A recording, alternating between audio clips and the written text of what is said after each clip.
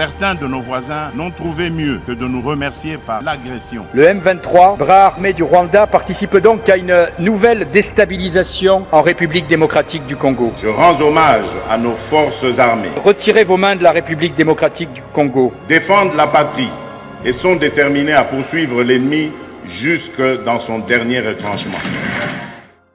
Esengo ezali mingi mukoma lelo bandeko balandi ya émission Large Info.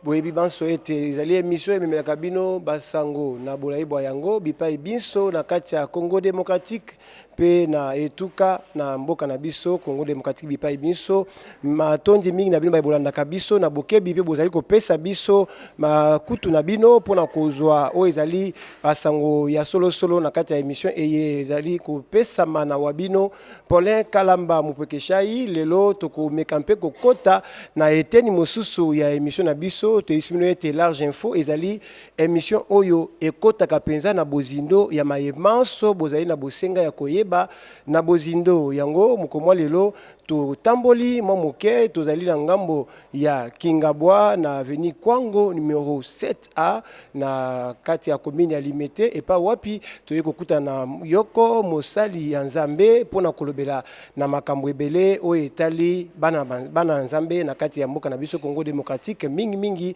tokolobela na tina etali oyo tobengi moko na zo mitope dim na makambo mosusu etali ba Kristo yambo ete to yamba ye tokoyeba bongo na kosepela momuke na kota na bozindo ya bozalisi na Nzambe kati na bisika oyo na bandeko oyo ya lisanga triomphe ya église Sycomore tokoyeba bongo na kokumisa Nzambe elongo na bango pe tokoyamba oyo azali invité na biso ya mukomwa lelo bokoyeba ye kala mingi te to pese sika na bandeko pona komema biso na loyembo.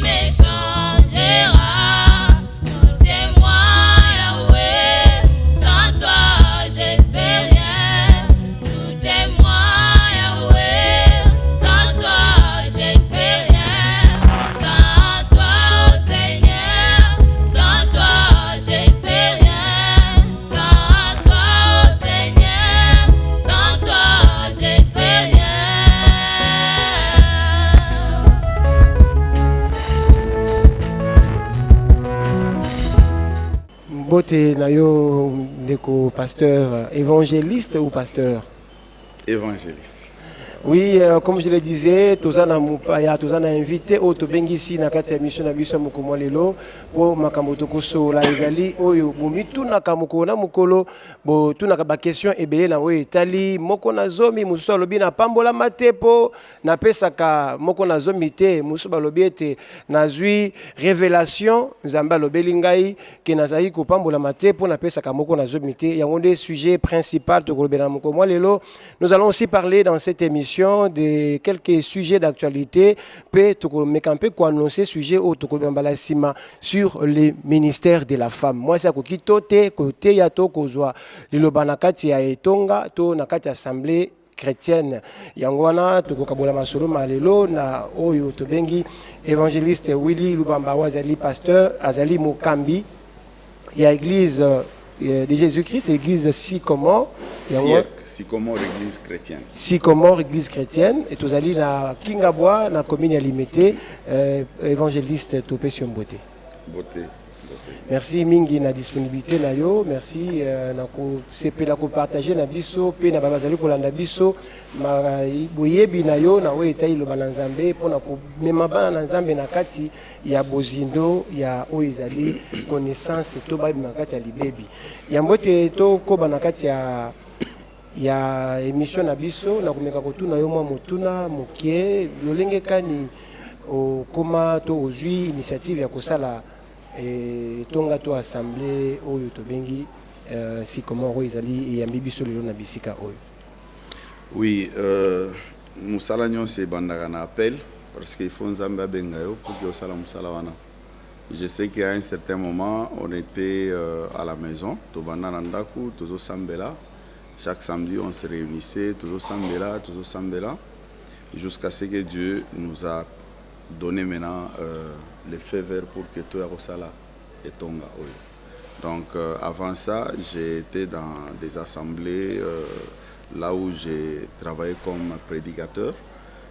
Donc, Ebanda Lelote, Banda Kala. Mais cette fois-ci, Dieu a demandé à ce que Toko Kako Salé Moussala na église. Voilà. Et pas vous allez qui ils étaient au son à thé, ils ont combien d'années au loin qui n'a kimia. Te biso Jean wana ezaka biso te ya kolongwa kobenda na ndenge nini donc na ndenge na yaki awa na yaki ngai na libota nanga donc natikala komema mutu na nsima nanga te ya bisika nazalaki pe bisika nazalaki je crois que na sololaki na bandeko mpona koyebisa bango ke nazali koya kosala mosala donc il y a pas quelque chose que bato bakabwanaki bazwi ndambo ya bandimi bazwi ndambo ya bakiti ou quoi non donc ces choses là n'ont pas existé. Ok, le sujet beaucoup est très important. Ezali kolobela moko na zomi tope dim. Nelo na bana nzambe nyonso bazola na biso na mokili mobimba o tozali kopesa matondi aux États-Unis partout. Bozotine ya biso ba message d'encouragement. Lelo mituna tozali kotuna na mokambi ya eklezia Sycomore o ya biso kati na bisika oyo. Komeka mpe kolimboela biso kobetela biso penza mwa sikisiki ya oyo ezali moko na zomi ebanda wapi ezali nini esengeli mutu apesa yango po biso banso toyoka sango mutu koyebisa biso ete ngai na pambwami te mpo napesaka moko na zomi te okoki kobanda na koexplike biso moko na zomi ezali nini nakolinga tosambela nanu moke totika makambo nyonso na moko na nzambe tosambeli.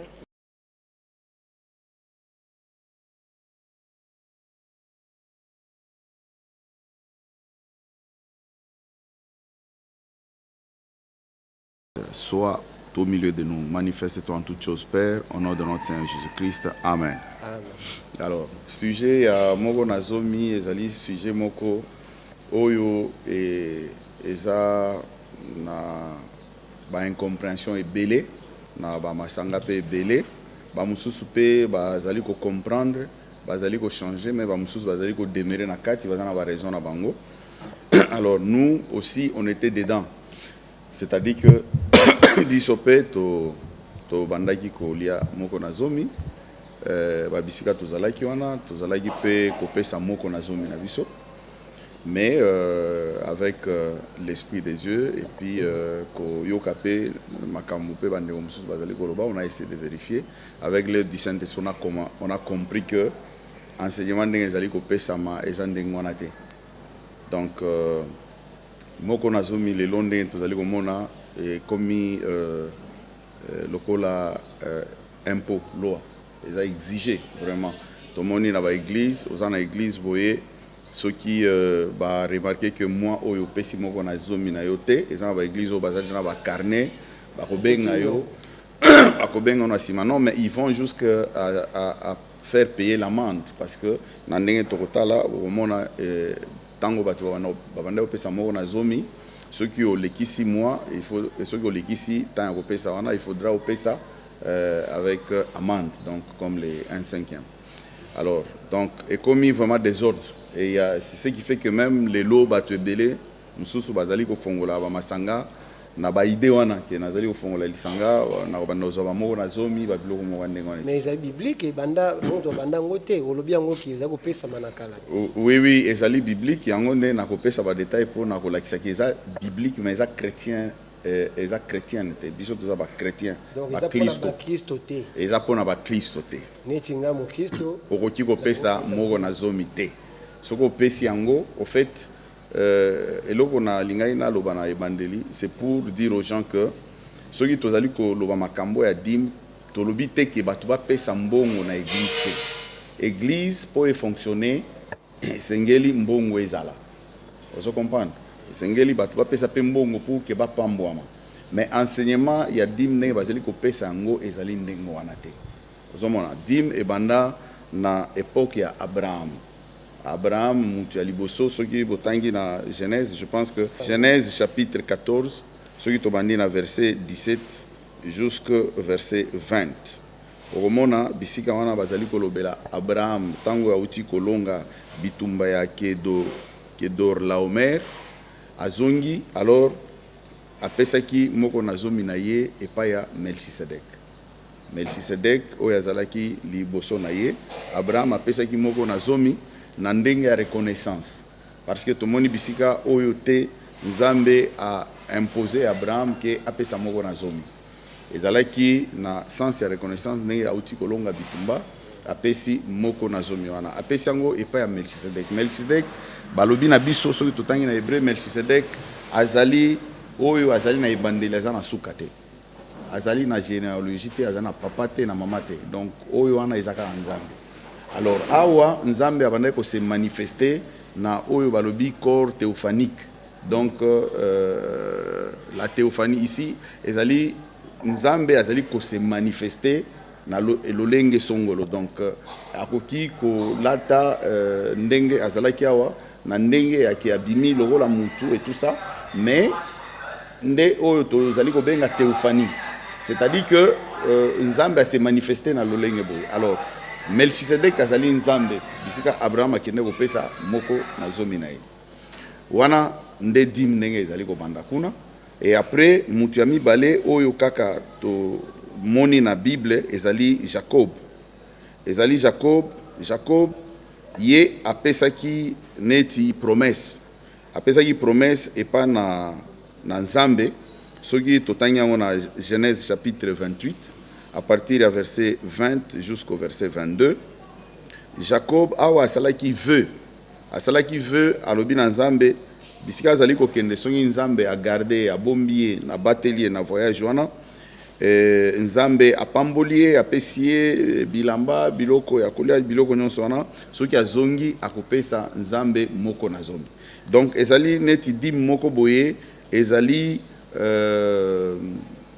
ya condition. Donc ce qui opesi nga boye ngai pe na pesio moko na zomi. Ndengo bandaki awa na koloba ke mutu alobi ke nazopesa moko na zomi nazopambwa mate. Mais awa ezali nde Jacob alobi na Nzambe ke soko pamboli ngai voilà soko pamboli ngai na kopesa yo moko na zomi. Bon Bible pe etalisaki bisika Jacob akende kopesa moko na zomi awate.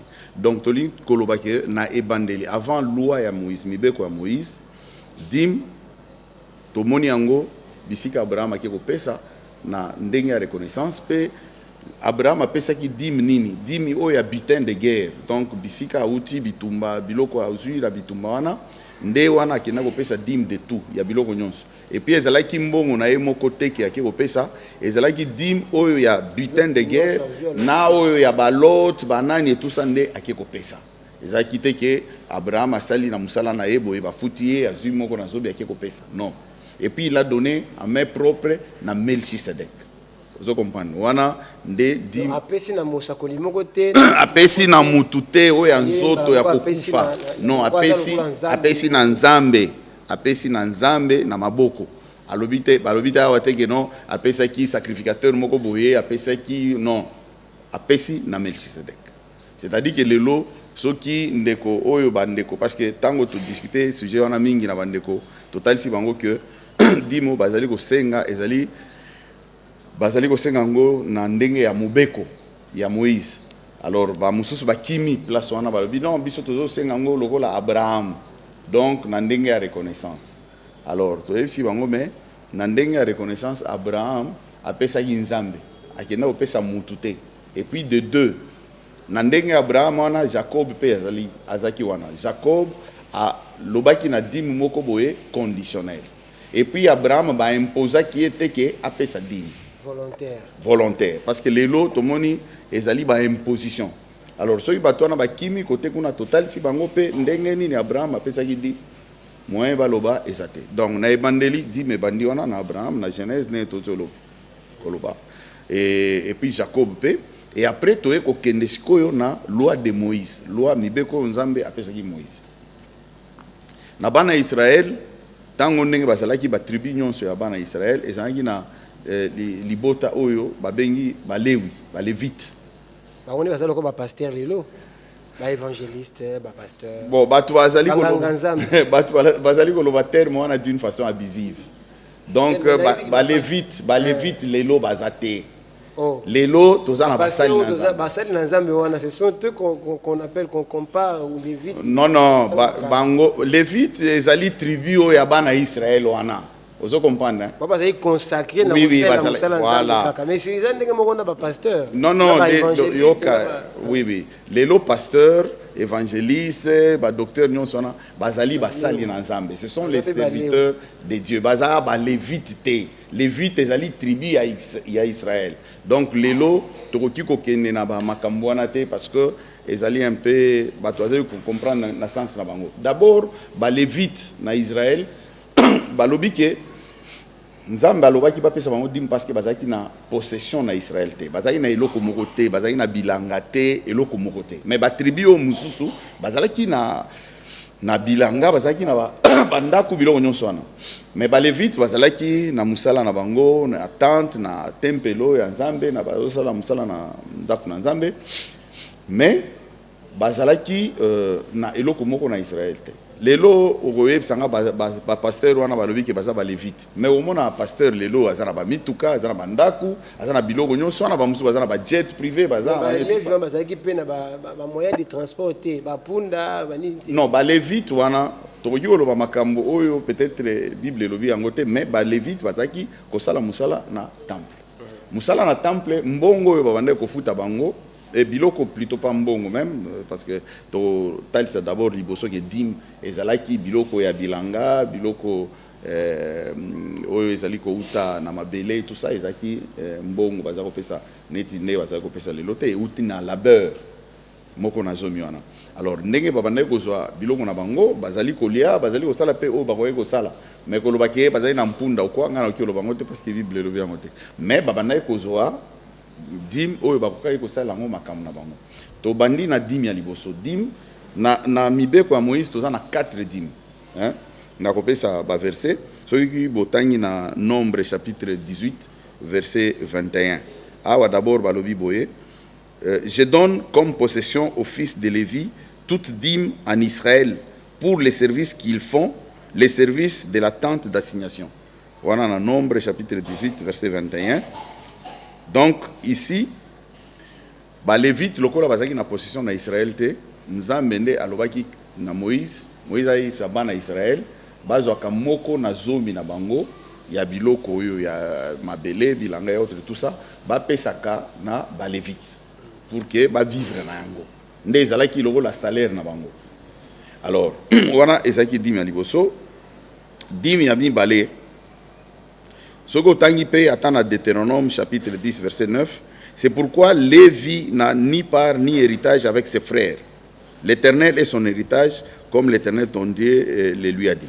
Donc, Lévite, bazaki na possession na Israël. On a dit mais liboso, bazali ko pesa ba Lévite. Dit mais mi balé, Nzambe alobi soki totangi na Nombre chapitre 18, tobani na verset 25 jusqu'au verset 31, exemple moulai ba ndeko bakoti ko koma bakotanga. Dans Nombre chapitre 18 verset 25 jusqu'au verset 21, awa ezali dim oyo Nzambe alobi ba Lévite tango bazali kozwa moko na zomi na bango, bango sikoyo bazali kozwa dîme de dîme. Bazali ko pesa sacrificateur. On appelle ça likambo na église lelo. Dîme de sali makambo lelo na Kinshasa. Na kotanga bakomba église te mais ezali presque pas. Oui mais kasi dîme de dîme wana na kolobana nu boye. Bandeko oyo bazali ko kima, bazali ko lobaki, bango bazali ko senga dîme selon la loi te. Mais bazali ko senga dîme de dîme. Balobi sikoyo tango otuni bango dîme bozo senga selon loi babi non biso loi te biso ezana ndenga Abraham. Bo sikoyo tuna bandeko wana na ndenge Abraham kuna est-ce que Abraham apesaka dîme de dîme? Vous comprenez? Alors bango bazo senga lelo dîme de dîme. Dîme de dîme eza sous la loi. Ezaki deuxième dîme na makambo mibeko ya Moïse. Donc baki makuna te. Kuna baza na moyen ko se justifier te parce que Abraham atika la opesa dîme de dîme te. Jacob n'en parlons même pas. Donc awa Abraham kene ko pesa kutu ye moko epa na Nzambe. Donc dîme de dîme ezakite. Donc bandeko soyo bazo senga dîme de dîme lelo bandima que bazali ko senga dîme selon la loi. Vous comprenez? Biso toza lisu na makambo ni côté, nous sommes sous la grâce. Mais Jésus-Christ a dit aye ko lire loi te, aye ko accomplir yango. Oui, Jésus-Christ a eu ko accomplir loi oyo ya ndenge ba sacrifice bandaki ko babande ko sala na ndenge akala ye aye ko mi pesa lokola mbeka na biso na ekulusu nda lobi tout est accompli. Donc comme na makambo nyonso wana na ko expliquer parce que bandeko muso bazo loba dim ba lobi yango na Nouveau Testament. Mais na Nouveau Testament, qu'est-ce qu'on a dit na Nouveau Testament makambo dim? Donc, comme on a cité dans nous, dis-moi voilà. Donc, deuxième dîme, ezalaki awa balobi que bazali ko pesa dîme de dîme. Soyez totangi rapidement. L'Éternel parla à Moïse et dit: tu parleras aux Lévites et tu leur diras: lorsque vous recevrez des enfants d'Israël la dîme que je vous donne de leur part comme une possession, vous en prélèverez une offrande pour l'Éternel, une dîme de la dîme. Et votre offrande vous sera comptée comme le blé qu'on prélève de l'air et comme le mou qu'on prélève de la cuve. C'est ainsi que vous prélèverez une offrande pour l'Éternel sur toutes les dîmes que vous recevrez des enfants d'Israël. Et vous donnerez au sacrificateur Aaron. Donc, dîme de dîme, oh, bazali ko pesa yango pas ya sacrificateur. C'est comme ça que au komona lelo ba église ndenge ezali bozana église awa ezali lokola centrale na bino bozana ba église sikoyo na ba province ou bien awa kaka na ba commune mususu ba pasteur bazakuna na tango bazali kozwa dîme bazali ko pesa epa ya oyo bazali ko mona neti sacrificateur bazali ko pesa ye dîme de dîme. Mais esa dîme selon la loi esa dîme na ndenge ya Abraham te. Et puis dîme wana ezali pe bazali ko imposer yango parce que pasteur azali lokola na centrale pasteur mususu ezana ba pasteur mususu ba longola bango apesaka dîme de dîme te. Apesaka dîme de dîme te, allez balongoli. Apesaki matata na église moko wa apesaki vraiment bokabwani pe église kabwani likolo ya dîme. Voilà, c'est comme ça. C'est-à-dire que en ce moment-là, ce n'est pas de Dieu. En ce moment-là, tango yo zali ko bengana pasteur parce qu'apesi dîme de dîme te ou bien au commune a un problème. C'est-à-dire que c'est une imposition. Donc dis-moi là, ezali impose le rôle à impôt. Oui, ça veut dire que ça obligation, il faut que voilà, donc maintenant si awande tozoloba na tango ya 4 dîmes ya loi ya Moïse ndezaki obligation. Tout le monde qu'on Abraham a payé dîme d'une façon volontaire. Jacob n'en parlons même pas hier, c'est une dîme conditionnelle. Ce que salinga boye tout ça. Mais na temps ya Moïse ndé awa ezale ekomaki obligatoire. C'était une obligation. Parce que ceux qui ont payé en côté, ou ont payé en amende. Vous comprenez? Alors, oyo dîme ya mibale ezali dîme de dîme. Dîme ya misato soki totanga on a Deutéronome chapitre 14 à partir du verset 22 jusqu'au verset 26. Deutéronome chapitre 14 verset 22 jusqu'au verset 26. Awa toyebi bana Israël ndenge bazalaki wana bazalaki na ba fête annuelle o babande ko sala bazali après ba 3 ans mani bazali na ba fête o babande ko sala ba fête annuelle na bango. Awa nzambe alobi ke bango moko esengeli balia dîme na bango. Bango moko. Donc yo moko ndenge ozali wana il faudra olia dîme na yo. Okolia ngondeni po nyonso utie pa na yo. Kasi yango wana te awa ndenge verset na pesi po eza mulai awa ba pesa na bango eloko te qui consomme tout ce qui awa bango moko nde bazali kolia dîme wana bango moko bazali kolia dîme wana ezali batu mususu te ezali yo na libota na yo ozali kolia dîme wana. Donc ozali kolia yango awa balobi na biso boye na tango oyo ozali kozwa dîme wana ozali kokende nango bisika oyo nzambe atalisaki pour que bokende kolia dîme wana soki bisika wana eza mulai parce que bandeko mususu balobi ke bolobi ke dîme ezaki labeur nakala mbongo ezalaki koexiste te mbongo ebandaki koexiste mais babanda kopesa dîme ya mbongo te parce que neti awa na troisième dîme oyo ezali na tango oyo ozali kokende bisika wana soki eza mulai nzambe alobi ke ozwa biloko na yo wana oyo ozali kokende nango parce que ezali kopese ezali moyen transportant kuna balobi teka yango ozwa misolo c'est-à-dire misolo ebanda koexiste na période wana teka yango ozwa misolo soki ozwi misolo okei na bisika oyo esengeli olia dîme osombi sikoyo biloko oyo okoki kosomba pour que olia dîme na yo osepela. Donc mbongo ebandaki koexiste na bisika wana.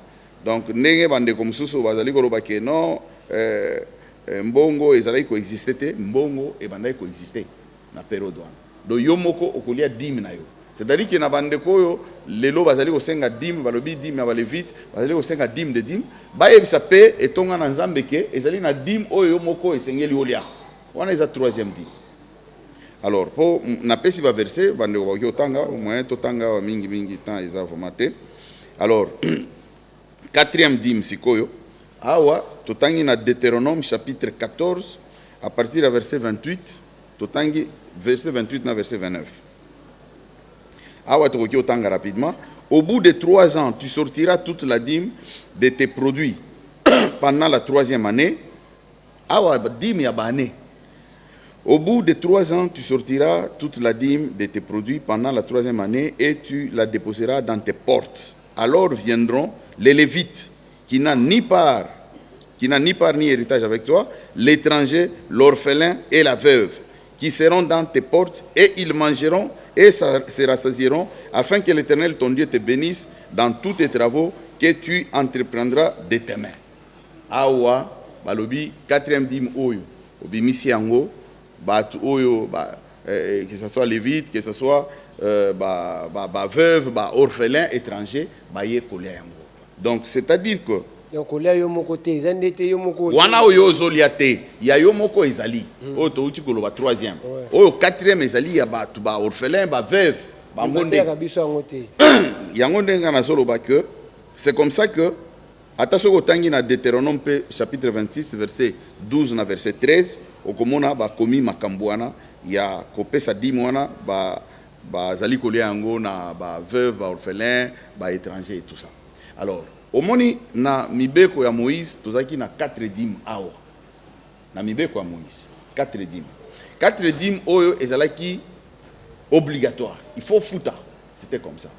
Alors lelo tozali komona na ba église presque nyonso ngana tikala komona na église moko boye okei ba yebiso ke non dîme na yo koki kopesa d'une façon volontaire ou quoi. Non. Ezali obligatoire. Des fois bazali ko kende kozwa prédicateur moko boye aye wana ya peut-être ata ya libanda.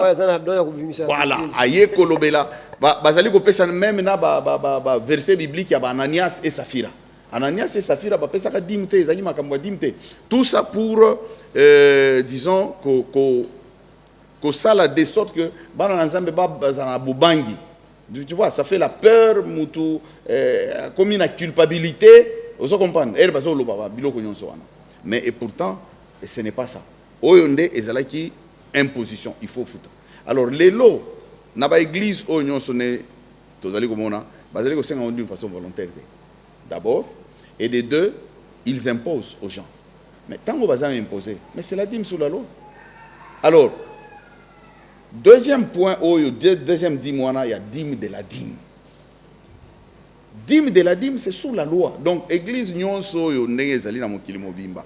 Église oyo ezali ko senga et dîme, ezali ko senga na dîme de dîme. Attention ba boy kolobela ba bandimi, ba dîme mi balé oyo etikalité. Baza ko senga dîme de dîme. Donc, nyonso wana ba dîme bazali ko senga oyo selon la loi. Baza na kati ya lisumu, to bazo sala eza nango facultatif, eza nango grave te. Makambo na Nzambe soko ozali ko sala yango te ou bien ozali ko utiliser verset na ndenge na yo ou bien na intérêt na yo. Ozali ko sumuka ti. To ko lobani ni soso. Ozali ko sumuka parce que na tango vérité yango yo, oyebi ke vérité ezali awo. Yo ozali ko lobango parce que aujourd'hui il y a beaucoup de choses. Na moni ba église ko panza na batu bazo ba kiti, bazo kekende tout ça. Makambo ya dika. O pasteur azoli emoko. O mona na ba église mususu. Ndenga nazali awo, na ba église mususu. Bimbo 10 millions sur la pesa ngai nde na kolia et puis mutu ako s'imposer azate effectivement ils ont bongo donc ngai moko nde na kolia ils appellent bongo na église c'est on a oito yebe ça que pasteur nde mutu alia kadim bon ba komi yango wapi que pasteur nde alia kadim c'est ça l'ignorance ba lévite non omoni na uti koloba ke ba lévite oyo ya temps ya Israël lelo bazate soki pasteur azoloba na yo ke aza lévite bon voilà tolobi ke aza lévite mais ngai nandimi te ke aza lévite. Bon, supposons qu'aza lévite. Ba lévite wana nde ba bande kolia dim. Ba lévite wana bazalaki na kati na bango. Ba yembi bazalaki, batu ya protocole bazalaki, batu nyonso wana o bazali ko sala na temple. Nde ba bengi ba lévite. Ba lévite ezalaki te que ezali kaka prédicateur ou quoi. Non, ba lévite c'était tous ces gens-là. Il y a tribu, il y a Lévi. Il y a Lévi. Ndenge basaki na temple basaki ko sala même ba chantre, batu ya protocole, batu nyonso wana. Mais ba perception wana te, eza perception na baki na ba chantre na ba. Donc c'est pasteur ou ou rien. Kasi yango nde non, yé alobi kaza lévite. OK? Est-ce que lévite azala kamoko? Lévite ndenge bazalaki wana. C'était toute une tribu, non? Lévite ezalaki tribu. Alors, ceux qui a reconnaître qu'il y a ça lévite. Donc 10 mots azali kozwa abenga batu nyonso ya église na ye ba chantre ba protocole ba nani apesaka bango pe dim bango bateya kate non mais kasi yango na nde a olobi ke est-ce que mutu azali osala wana eza mbeba ou quoi mais eza mbeba parce que mususu lelo batu mususu bazali ko continuer kozwa makambo ya dim wana na ndenga ignorance mais ba mususu bayebi mais bazali ko continuer kozwa po na lokoso ya mbongo ya misolo ozomona soki yo olobi ke oza lévite pasteur nyonso lelo oya kolobake azali kolia dim parce que aza lévite alors boye bisaye que lévite azali kaka oyo azali lelo azali koteya ndenge bazo komona ngo azo teya te ba lévite bazali belé donc soki azali kozwa dim wana abenga ba chantre ba to protocole ba to mepe bazo sala musala ya toilette bana tous ces gens là travaillent à l'église apesa ka bango dim wana makambo zo loba eza tellement intéressant eza tellement profond mais ezali bi makambo ezali ko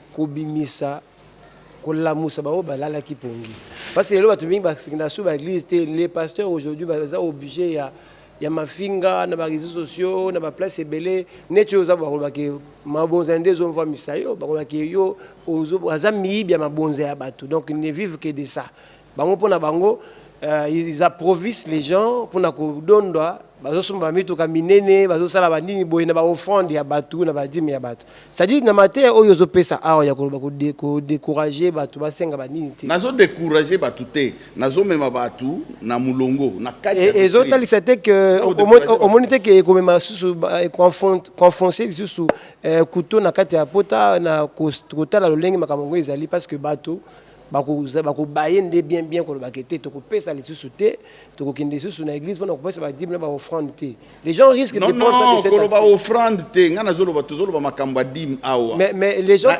quand batunyo so bazolanda biso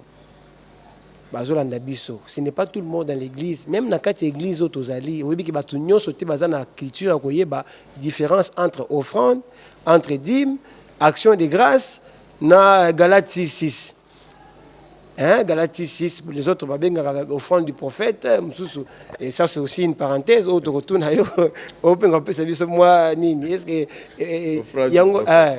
Mais au moins, et là, l'église musulmane a déjà Bakitunga, et il a mis déjà 8 ou 9. Oui. Ce n'est pas un péché. Et Voilà. comment c'est lui qui travaille à l'hôtel, mange à l'hôtel, c'est lui qui remplit les services, la fonction sacrée dans l'église, a mérité. Oui. Et l'ouvrier mérite son salaire. Oui, mais c'est ce qu'on a le bélawa, et qu'on séché. Nalobi, D'abord, na ebandeli, na bandi koloba boye. Tango tozali koloba makambo dim, ezali teke tolobi batu ba pesa mbongo na église te. Église ezali besoin na mbongo, mais ezali na façon pour fonctionner. Mais ezali na façon oyo na Bible batalisi biso. Ndenge tokoki koyebisa bana na Nzambe, ndenge bakoki ko contribuer na musala Nzambe. Mais eza na ndenge ya dimo wana te. Vous comprenez? Ça n'a pas dit moi parce que attendez gars le baké non ce qu'on peut sur pambo mais ils ont battu verre va pesa va dim bazaka ndengona ils ont battu mususu pe va pambo bon fait mutaza au mona ko pambo ma il voit beaucoup plus le matériel so to lingi to lo bana sens parce que battu mingi va so ko na matériel pourtant ko pambo ma ils ont large vous comprenez ils ont vraiment large mais tu verras qu'il y a des gens qui les donnent mais bazaka ndengona moi je souhaiterais avant to comme na makamona nasil sana nous makambo ya dim comme ça tokende alors nauti oloba makambo ya 4 10 mois selon la loi ce que bande ko balobi pe Jésus avait parlé de la dîme. Jésus avait parlé de la dîme comment soki totangi na Luc chapitre 11 verset 42. Malheur à vous pharisiens parce que vous payez la dîme de la menthe, de la rue et de toutes les herbes et que vous négligez la justice et l'amour de Dieu. C'est là ce qu'il fallait pratiquer sans omettre les autres choses. Ce qui totangi pe na Matthieu chapitre 23 verset 23 elobi kakandengwana awa elobi kutu batangi pe na loi awa malamu balobi malheur à vous scribes et pharisiens hypocrites parce que vous payez la dîme de la menthe, de la nette et du cumin et que vous laissez ce qui est plus important dans la loi. Mais Jésus parle de la loi. Oui, oui, que les gens doivent respecter. Non, Kasiango n'est pas non. Non, non. Tokoloba na makambo ya Nouveau Testament, Ancien Testament. Yesu tango babotaki, so tangi na Galates 4:4 si je ne me trompe pas. Jésus était né sous la loi. Tango Yesu baboti na mibeko. Dim e banaki ko pesama. Awa Yesu azali ko solola na ba pharisiens. Vous comprenez? C'est comme ça qu'il dit les plus importants dans la loi. La justice, la miséricorde et la fidélité. C'est ce qu'il fallait pratiquer sans négliger les autres choses. Mais les autres choses, oui d'accord, mais les autres choses, il y avait aussi les sabbats, il y avait aussi la circoncision. Vous comprenez? C'est-à-dire que les pharisiens d'abord sont les gens qui se disaient que bango ne ba yebi mibeko et autres tout ça. Donc Jésus parlait aux pharisiens. Il parlait aux pharisiens. Ndenge bino bolobi ke boyebi mibeko. Ndenge bino bolobi ke bozali ko pesa dîme et tout ça. Bozali ko mi tout anatolo, bozali ko pesa dîme et autres tout ça. Mais o ezali ya mutuya bolingo na justice ya Nzambe, bozali ko tika yango. Vous comprenez? Ça c'est Jésus qui a parlé parce que erwana dîme ezali ko pesa. Jésus est né sous la loi. Vous comprenez? Tango bazali ko sala ba reproche ndenge ni ozo bikisa batu na mukolo ya saba et tout ça, c'était sous la loi. Vous comprenez? Natango e moko azali ko bikisa pe batu mususu alobi bokende ko mitali c'est pas ba sacrificateur. Mbeko ezalaki. Vous comprenez? Alors donc c'est ça parce que les frères disent non dans le Nouveau Testament Jésus a parlé de la dîme donc alobi. Non non, Jésus ici parlait de la dîme sous la loi de Moïse. Awa alobi na dîme il y a d'une façon volontaire. Ce qui na awa na robaki na Galates 4:4 alobi mais lorsque les temps ont été accomplis, Dieu a envoyé son fils né d'une femme né sous la loi. Donc Jésus était né sous la loi. C'est-à-dire que makamunyon so ne bandeko salema ezalaki ya mibeko. Alors, Jésus a yé koloba lisusu makambo dim na Luc chapitre 18 à partir du verset 10 jusqu'au verset 14. Awa azali koloba makambo ya pharisien na publicain. O bazali ko sambela. Alobi nani o azalaki justifié, ezalaki disons publicain parce que azali ko sambela na boto signon son humilité, mais pharisien azali ko loba ngai na pesa ka ba dim na tout ça. Vous comprenez? Nde bisika Jésus a parlé de la dîme. Mais Jésus Ici, il parlait aux pharisiens. Vous allez comprendre très bien. Et il parlait aux pharisiens de quelle dîme? De la dîme sous la loi. Donc Jésus ne parlait pas de la dîme ici, il y a Abraham. Au bango bazo ko lobaki dîme, il y a Abraham. Non, Jésus parlait ici de la dîme sous la loi. Alors, tango Jésus alobi na makambo ya dîme sous la loi. C'est pour dire que biso ba chrétien et sengeli to ko ko sa dîme. Avant na kota na makambo mususu na ko expliquer yo. Jésus alobi que alobi na baye ko na ye aller prêcher la bonne nouvelle, baptiser les gens au nom du Père, du Fils et du Saint-Esprit. Aïbisi bango ba fanda bazela na Jérusalem. Bazela molimo mo santo. Quand le Saint-Esprit viendra, il y a un monde qui enseigner bino et voilà qui s'appelle bino makamunyon soana. Les apôtres étaient là dans la chambre haute, bazali kozela tango bazu Saint-Esprit, alors babimi. Au lieu de baptiser au nom du Père et du Fils et du Saint-Esprit, venez baptiser au nom de Jésus. Pourquoi au nom de Jésus? Parce que c'est dans le nom de Jésus que nous avons le pardon de nos péchés. Ça, c'est le Saint-Esprit qui les indique pour faire ça. Alors, Tala Sikoyo, Nathan Oyo, Bayekoli, Bazali, na acte des apôtres. Quand on parle des chrétiens, Oyo, Christ et Ambo, ils ont l'acte des apôtres. L'acte des apôtres, est-ce que Bantoma, Basengadim? Donc, nous sommes fondés sur l'enseignement.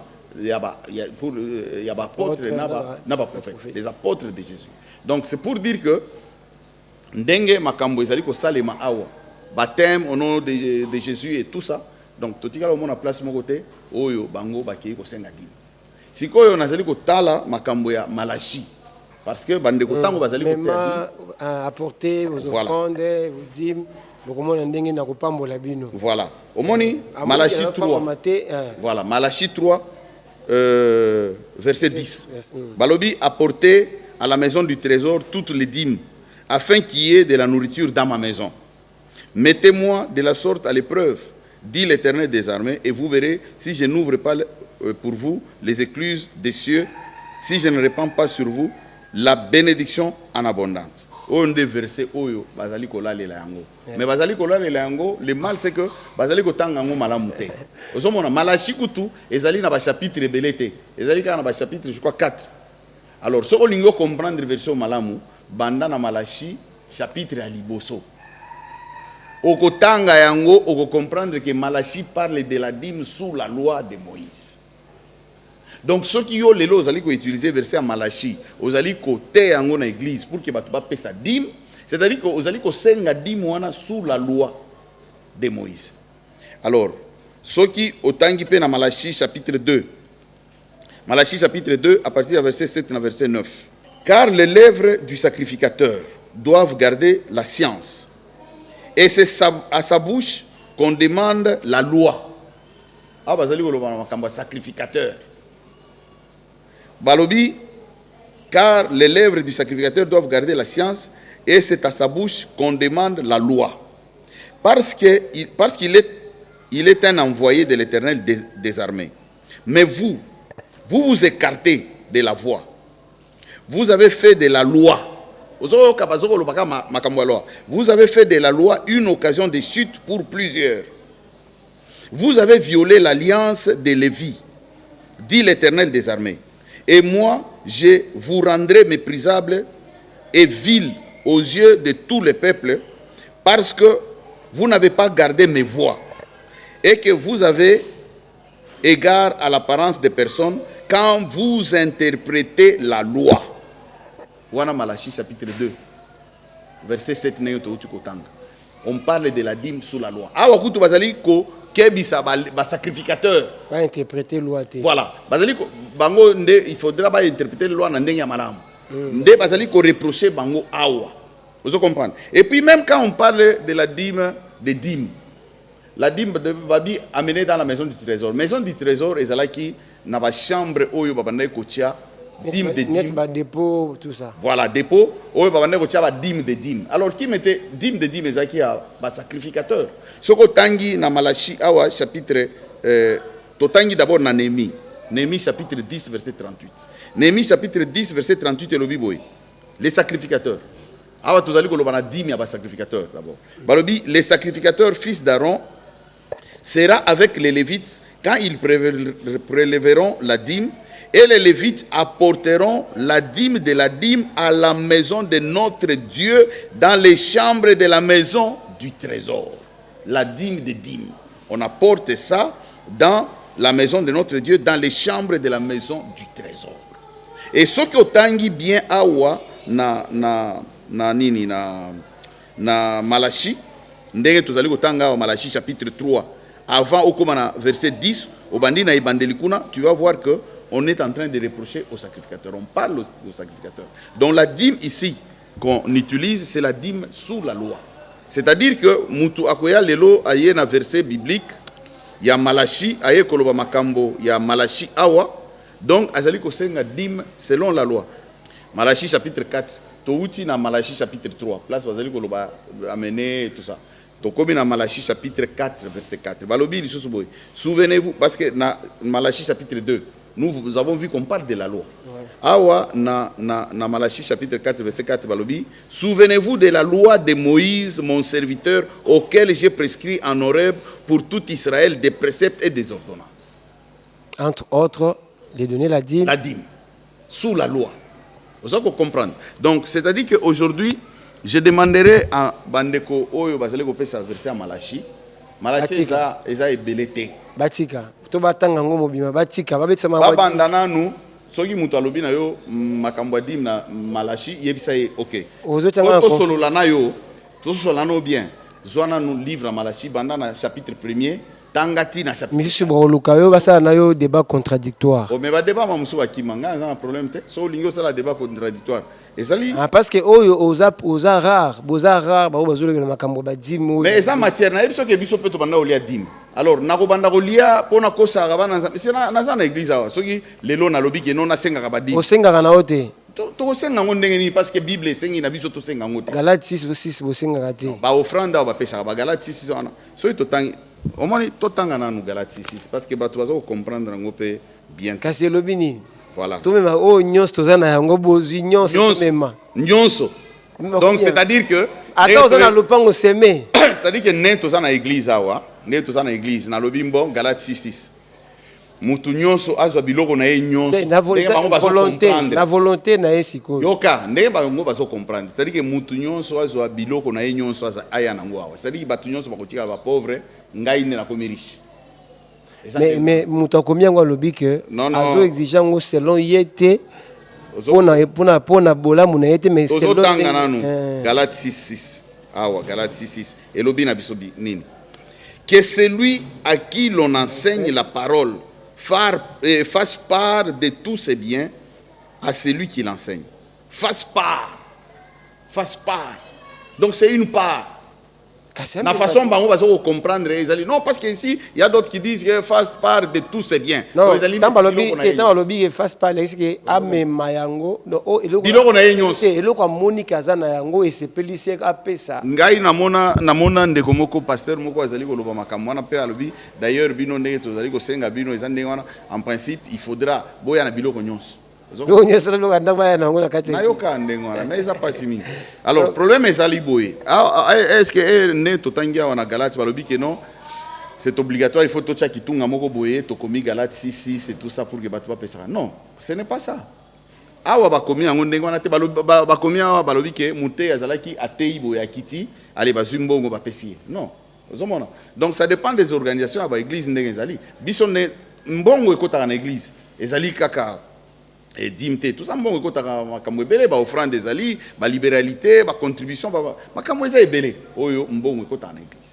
Alors so mbongo ekoti na église dans votre organisation de l'église vous voyez quand même ndenge ba tozana ba sali na nzambe tozana ba besoin d'abord à l'église parce que l'argent de l'église ezate que mbongo ya église ezali kaka bato bazolia na bandako non vous devez arranger l'église il faut ya kwembela bokilote non et ça tu vois c'est moi bokilozoya abiki na kusala moi appel de fonds pour na yamba pa ya boki bel mais na mona batu ndenge wana yaka osala séminaire na ngai parce que nazana problème ya mbongo et tout ça osala ba appel de fonds na nazana $100 télémana nazana 200 télémana non neti awa biso to sala ka biloko wana te. Vous comprenez parce que biloko eza ba makambo ebele.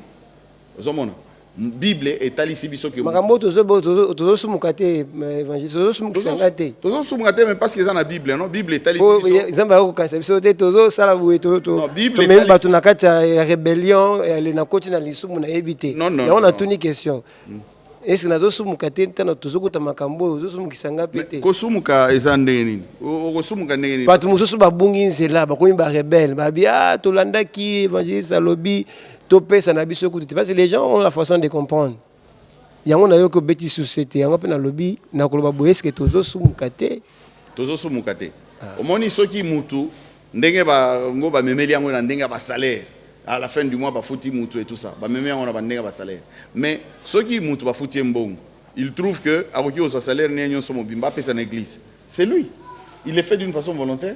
Ce que Monique a besoin d'ambu ya parti, ce que Monique a besoin d'ambu ndenge yemo komona a pesi na église. Ezali dimte, voilà ça c'est pas la dîme.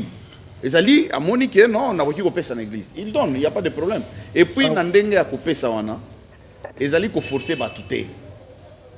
Ngana mona na église ozotelemisa mutu oyebi ba problème pe oyo aza na ngota ozotelemisa mutu yo kopesa $50 yo ozopesa $20 même on a prophétie abina nzamba la kisinga yo faut pesa bimisa nyoso za nango na poche okoti lisusu domaine ba prophétie nde wana makambo ezobe parce que ngana moni pasteur mo wazalo ba makambo dim na église alobi bino ba mama mbongo bazali kopesa yo ya kokende ya ration ya wenze tout ça longola moko na zomi na mbongo wana balobi pe soko bakabelo mo soza na mbongo sala kate bakabelo niti upamboli mwa $10 fona longola $1 na pesa donc wana eza lokoso ya misolo ça c'est pas comme ça vous comprenez so bakabelo mbongo na nzela toi-même tu reconnais aux amwana nzambe obino mbongo yo peut-être na koki opesa contribution na église na koki bah opesi il y a pas de problème mais si tu trouves que c'est ton argent et koki osala nango makambo mususu eza yo donner on les donne d'une façon volontaire to koki otanga na Bible donc ozali ko pesa ozali ko imaimate c'est comme ça que Dieu va te bénir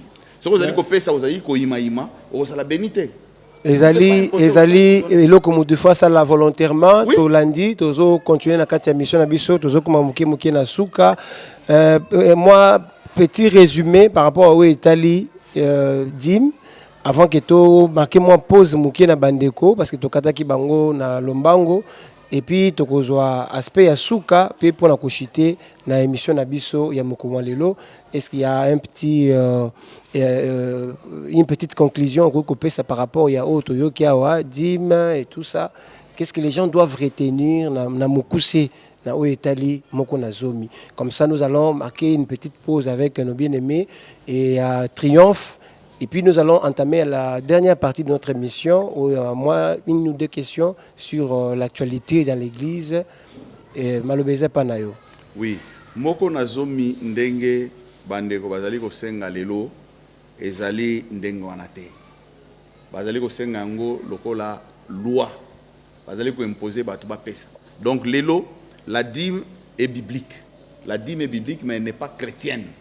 Parce que tout le monde na tango ya ba Kristo wana ba apôtre ba kende ba tout le monde ba apôtre bazali ko loba makambo ba libéralité ba offrande et autres tout ça mais ils ne parlent pas de la dîme ils n'ont pas demandé aux autres comment ba dette morale ce ko pesi dîme te aux mona on dirait au sali lisumu non mais kasi omoni neti télé évangéliste moko boy crefo dollar so okay na internet hein bêta crefo dollar ça ce sont des gens vraiment encouragés attends tout mususu ba lobi ke za faux prophète et autres ça mais ce sont des gens encouragés mutu wana na église na ipa banda ko pesa mbongo ezo mbongo etondi boya za ko nyata ngo ba dollar soko koti na internet okomona type wana azali parmi bato oyo basala ba prédication ya ba prospérité tout ça ba biloko ndengo wana donc il a beaucoup d'argent ce type là même jet azali ko senga jet na église basombele jet eza combien c'est beaucoup d'argent ba millions ya ba mbongo azali ko senga bazali ko pesa mais ces frères là il a compris que ndenga banda ko senga dîme na église na ye ezalaki a soloté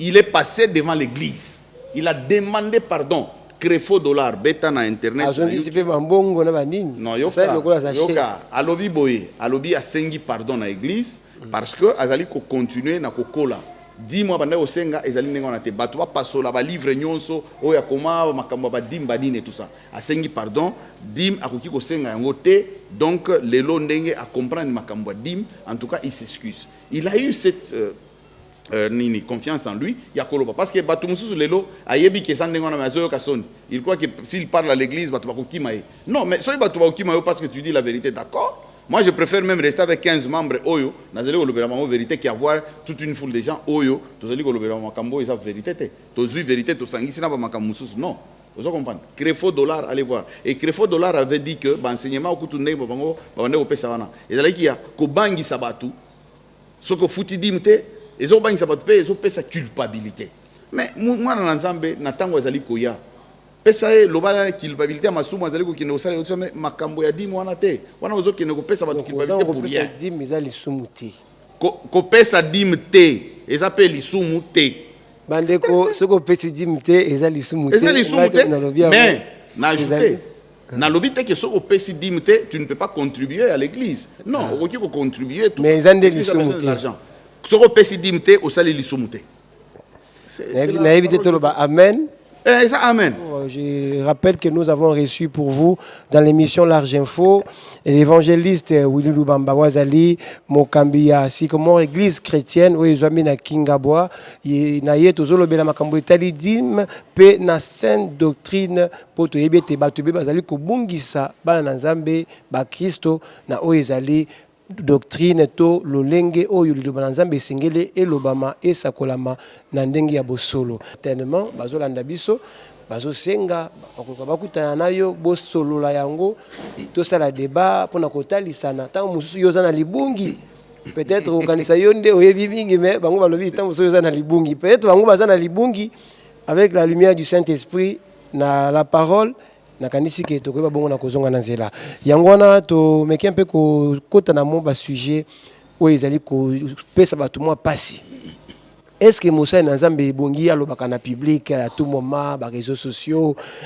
nyose leke nyingani alobi mpepe nyingani alobi moto il faut ko mata boye est-ce que bongi penza ko ça la bongo na etandeke naza polémique te za poto yeba on a meyi ko analyser sujet ndakisa ya moto na lobi soki mokumbi ngana mati tende ko mwasa mati liboso ngana mati na sima lokola passager mi balete mais mokumbi azali mobali soka za mobali te akozala mwasi e mbala musu na mona ka ndeko mwasi penza yambi mokumbi na mukongo ya moto bazo kende bongo est-ce que ezali problème pour l'assemblée mususu pe na kenda na fandi na ye na fandi nazozela pasteur Yambanga babengisa kinga na ye na fandi za bakiti ya bato ebele misatu na ye na fandi na esika wana sœur azalaki wana sauter il ne peut pas s'asseoir à côté d'un homme oh tosangisa makambo mingi te moto ezali mosai na Nzambe akoki kozwa maloba en public à tout moment surtout ce qui bouge. Bon, ce qui a maloba oyo ko édifier peuple na Nzambe, oui, problème est en côté, il peut le faire et dans les réseaux sociaux partout et tout ça parce que il peut utiliser ba canon nyonso oyo osenga ki bana na Nzambe ba koka ko za toucher na parole na Nzambe ba epa na Nzambe. Donc ça ce n'est pas interdit. Mais maintenant c'est de quelle façon on est en train de faire ça? Ce qui est allé pour attirer ba buzz. Hein, parce que dans les réseaux sociaux, mingi bato bazolanda ba vue, ba nini et tout ça. So ils allaient pour attirer ba buzz, ba nini et tout ça. Bon, wana en ce moment-là, et vous allez malamu te. Et puis parce que les lots ils ont une actualité mususu ba manga mususu so lobby yango, au moni ki bato ba kolanda ngo mingi. Ba kende ko tala, ba koti na kati ba mona et tout ça. Je crois que nous sommes là pour éduquer masse, pour omema batu et pas na Nzambe pour que bazo bo mo na seko. C'est juste la mission que nous avons. Toza na mission mususu te. Alors il ne faudrait pas que Moussa Nzambe a se perdre dans la mission wazanango abandi ko kende ko toucher ba makamususu. So to tangi na 2 Timothée chapitre 2 tout ça na tango bazako loba. Le temps où tozali ezata ya mbile kwa suka makambo ebele ezali ko salema. Ezali na basali ya Nzambe ya solo na ya lokuta. Mais to komona bango à partir ya bizali na bango à partir ya bambuma na bango. Donc les gens peuvent aussi comprendre parce que les lots ba tout tellement que va commis floué comme on dit n'importe quoi. Mais ça au monnaie loco, yo moko qui peut analyser. Attends muto za na Saint-Esprit mais il peut quand même analyser situation moko pour comprendre que oyo ezali boété et tout ça. Vous comprenez? Donc Moussa Nzambe baza on a pour éduquer masse, il peut utiliser ba canon oyo utiliser, mais ceux qui abandi ko abuser en ce moment là il comme mabé. Na moment où tozali tomoni baza pe belé utiliser les réseaux sociaux pour na koloba ba makambo oyo ezali malamu te na oyo ko édifier ba nzambe te. Ça c'est pas bien. Moussa nzambe ko mela masanga ko beta moi tour na boîte de nuit, moi bar occasionnellement. Moussa nzambe. Tozo ki na suka. To mo Kristo. Moussa nzambe un modèle asa exemplaire. Atana tango akala bazalo ko pekisa. Tolobi ata ba sacrificateur bani. Aujourd'hui Jésus nous a fait un royaume de sacrificateurs. Yo zali Moussa nzambe ozali ko kende ko mela masanga, ozali na ba boîte de nuit bani. Exemple ni opesa batu parce que ezana batu mususu au côté ya bango liloba boete mais à partir ya bizaleli na yo. Mais à quel côté ya kuna ke ko péché à quel péché na kati ya boîte. Tangela pasteur nini tangela pasteur nini o akenda côté na boîte de nuit pe ya zui bandimi uno. Invité mais na kokende wana kozwa mboko mibale. Non, ezali côté à liloba nzamba lobite ka. Pasteur Denis Les. Non, en fait, je ne veux pas parler. Obina tangila on tangeli. Il y a des gens, bon d'accord, il y a des gens que par respect et puis ndenge tozali, je ne veux pas vraiment citer les noms des gens mais au moins bon mutunayo ça makamuna ndenge azali mais moi je ne peux pas koloba na makamuna ngana zoloba au moins les lots. Un homme de Dieu, ok, côté à l'Ubananzam. D'abord, est-ce que vous avez na boîte, on a bazotia musique na bango, batumusu, bazana bilamba et autres tout ça. Yo siko au ABC DJ. Obi katana no musique, to bandako yoka sans. Et vous à proximité, des bouches à l'oreille. Matière est belé, tu as soutenu au sol. Avant tout, je t'ai appelé ça le basuka. Nous avons une question moko et vous allez peut-être objet à mission abisso prochaine. Il y a vraiment beaucoup à dire à ce sujet. Moi, ça que côté parce que tout le monde maman bazoté onction. Tout le monde bazo salabi comme si tout le monde évangélisation na domaine ba maman penser komi makasi na pesi ba maman longonya na kati mboka Congo démocratique. Commentaire pour et pas na yo. Est-ce que maman ko appelle le ba ko côté ya ko en assemblée. C'est bien tout temps on a 1 Corinthiens chapitre 14 parce que d'abord na moni bato bazali ko attaquer Paul. Makambo Paul azali côté ya. Paul est vraiment na landa makambo Paul refusait même ya kokende ko lukaka ko zoka bambongo manini pour ne pas faire l'obstacle, mettre l'obstacle à l'évangile. Pierre c'était un faiseur de temps.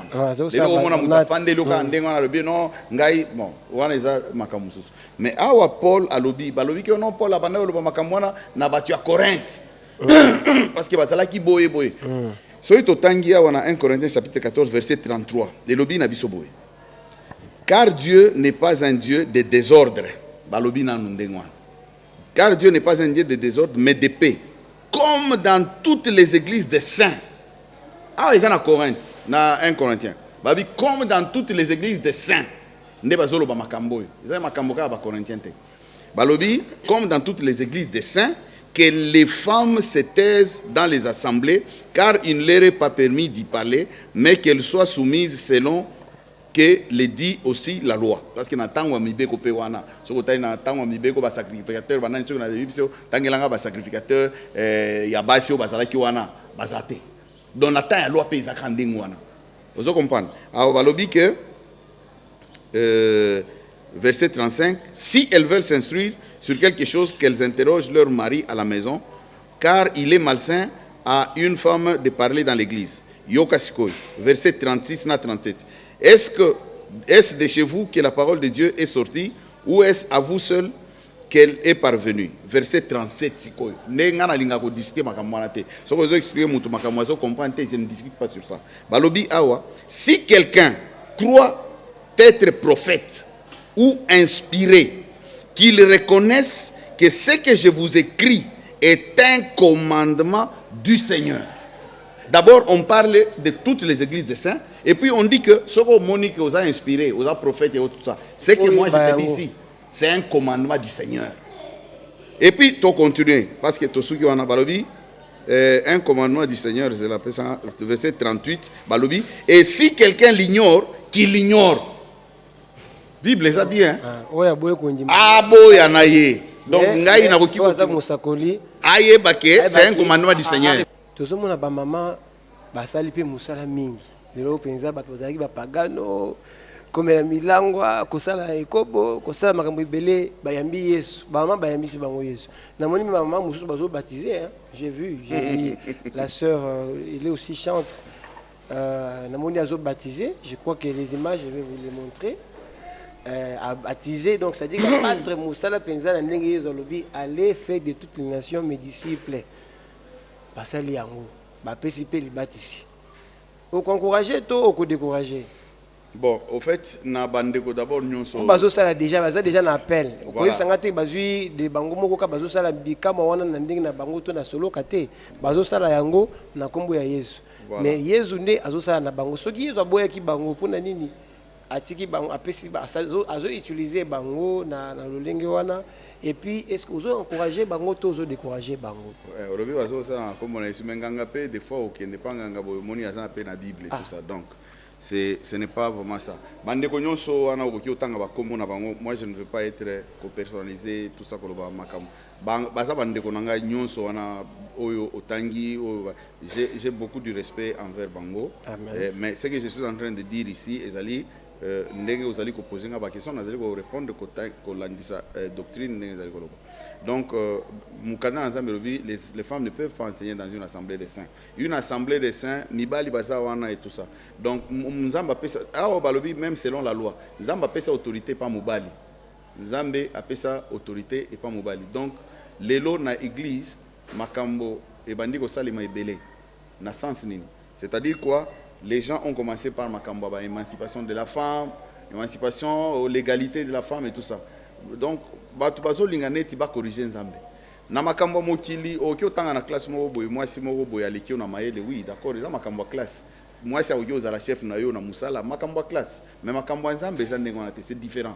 Bango siko bazo linga ba mema yango na kati na église. Non, c'est pas comme ça. Donc na kati église moi si atikali lokola Nzamba asala ye akela ye, mobala atikali lokola Nzamba akela ye. Ba autorité o Nzamba pesa mobali ezali.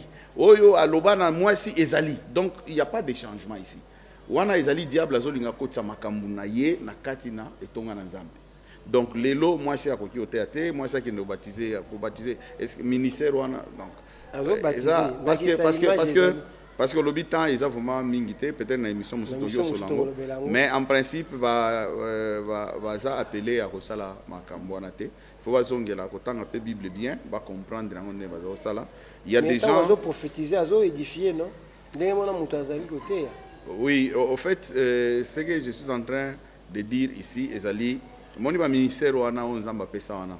Ko prophétie ezali ministère à prophétie ezali. Prophétie ezali. Ya prophète donc ba ministère wana ezaba ministère ba autorité hein na kati na église. Na opeso exemple. Moi si moko boya azali côté, moi si na yo par exemple, azali côté awo. Yo nandaku ozaki ne problème parce que tant moi ça zote awa soka lobi église mobimba to fukama bato zo fukama soka lobi église mobimba boya awa bo fukama la tiela bino maboko dona mobali na ye akoya wana ozo comprendre siko bozongi nandaku bokomi nini quoi. Donc il faut pas mélanger ezala autorité ndenge Nzamba pesela yango mobali et kotikala ka ndenge wana ozo comprendre na parole pe parole tango Nzamba za ko pesa Adam azo pesa yango Ève bien pesa yango Adam. Donc, il faut pour comprendre. Jésus azalaki. Donc, tu vas corriger dans Jésus. C'est là où moi je dis les gens exagèrent un peu. Jésus azalaki, on a pas si bazaki belé. Oh, bazalaki na simanaye, tout ça, koli bazalaki tout ça. Pourquoi Jésus lui-même, Dieu, Yemoko, Saint-Esprit na kati na bato. Pourquoi il n'a pas choisi une femme? Na époque on a pas si bazalaki. Question. Apôtre, ni musala bangwana, apôtre bapona yibasi. Quand bien même que les loba mususu babandi kozwa, ba kombo moko boyo kombo eza kolandisa maneti kombo ya mwasi, donc baso bamba. Non, mais c'est pas ça. Togolo belango mbalasima na prochaine émission na biso, je crois que nous allons avec l'aide du Seigneur, on pourra aborder ces sujets si le Seigneur le permet. Sujet sur le ministère de la femme parce que les lots ezali vraiment où ezali ko faire couler beaucoup d'encre et salive na katia molongo mobimba et amboite na suki ça complètement émission na biso ya mukona lelo na ko pesa yo lilo basuka ko na message ya suka un message na bana bazali ko la basuka ezali nazali o pesa biso ta 1 minute ne fiche to yembela Nzambe moi louange muke ne fiche que 1 minute. Il n'y a pas de problème. Voilà, lilo suka ezali que na pamboli bandeko nyonso o bazali na bisika oyo pe na pamboli bandeko nyonso o bakolanda biso adresse na biso aussi o pesa biso to na Kwango awa numéro 7A ezali na Kingaboa bato bayebi pont na Cardinal Malula pont ya pont moko pont José Zawana so le kika pont José deuxième avenue après pont José de église ezali wana biso tozali awa tozali ko sambela nde to sambela mardi vendredi na dimanche ba entité ezali ko se réunir pe au courant de la semaine ndeko za na posta na biso akoki ko ya na bisika oyo donc biso soki omoni que ezana bisika oyo comprendre te nous sommes ouverts tozali wana okoki ko ya ça ne demande pas seulement que non tokuta non tu peux venir nous voir et on peut partager la parole to tali ndenge ma commune ezali ko lokola na biso sans problème. OK, merci. Louange, on va devoir s'élever peut-être pour passer ces moments ensemble. De la louange, c'est aussi déjà à la fin de notre émission, mesdames, messieurs. Nous disons merci à la grande équipe qui nous a soutenus et à nos bien-aimés qui nous ont accompagnés dans l'animation, la Triomphe, évangéliste Willy pour la disponibilité. Topesi vraiment merci mingi pe topesi esika na baembi pour na komima biso na moment oyo ya louange sur demande.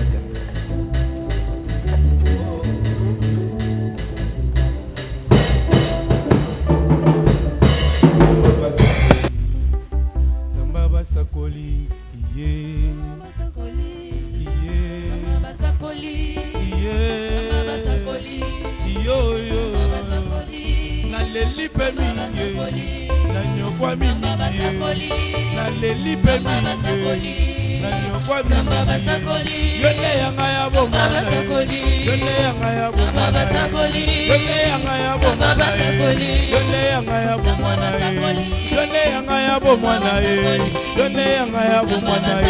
Amina yo yo yo yo yelelelele Amina yo yo yo yo yelelelele Aina nyo kwa mimi ye Zambe Aina nyo kwa mimi ye Zambe Aina finga mimi ye Zambe Aina finga mimi ye Zambe Amina yo yo yo yo Zambe Amina yo yo yo yo Zambe Amina yo yo yo Amina Amina yo yo yo yo Amina yo yo yo yo Yesue Amina je suis nanga yo yo yelelelele Amina papa ya bana yelelelele Amina je suis nanga ye yelelelele Aina nyokwa mimi ye Aina finga mimi ye Aina nyokwa mimi ye Aina finga mimi ye Yole yanga ya bomana ye Yole yanga ya bomana ye Yole yanga ya bomana ye Yole yanga ya bomana ye Yole yanga ya bomana ye Yole yanga ya bomana ye